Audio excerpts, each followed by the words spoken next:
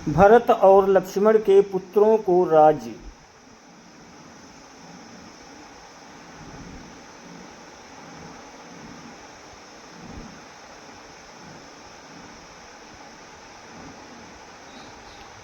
कहानी है भरत और लक्ष्मण के पुत्रों के लिए राज्य व्यवस्था।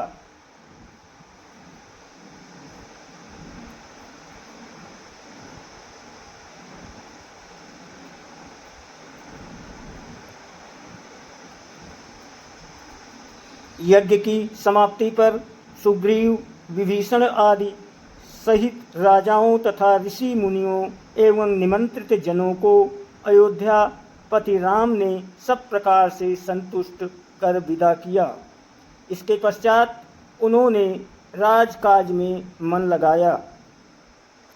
प्रजा का पालन करते हुए उन्होंने असंख्य यज्ञ एवं धार्मिक अनुष्ठान किए। उनके राज्य की महिमा दूर दूर तक फैल रही थी। प्रजा सब प्रकार से सुखी और संपन्न थी। पुत्रों एवं पत्रों की समृद्धि एवं श्रद्धा से घिरी हुई माता कौशल्या ने इस संसार का त्याग किया। उनकी मृत्यु के पश्चात कैकेयी, सुमित्रा भी परलोकगामिनी हो गई।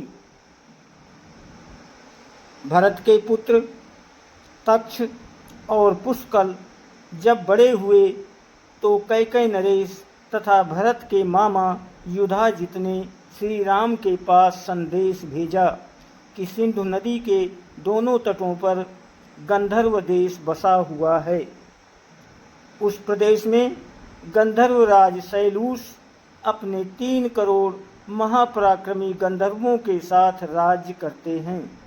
यदि आप उस प्रदेश को जीतकर सिंधु देश के दोनों ओर के प्रांतों को तक्ष और पुष्कल को सौंप दे तो अति उत्तम हो।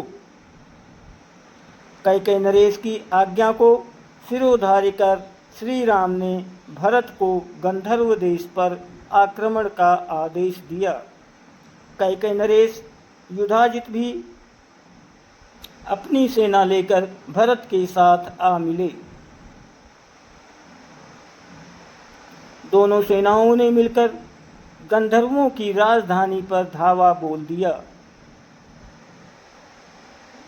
दोनों ओर की सेनाएं भयंकर गर्जन तर्जन करती हुई परस्पर युद्ध करने लगी। देखते देखते समरभूमि में रक्त की नदियां बहने लगीं।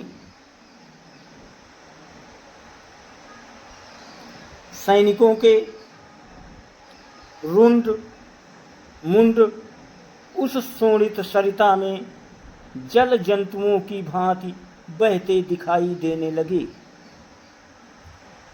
7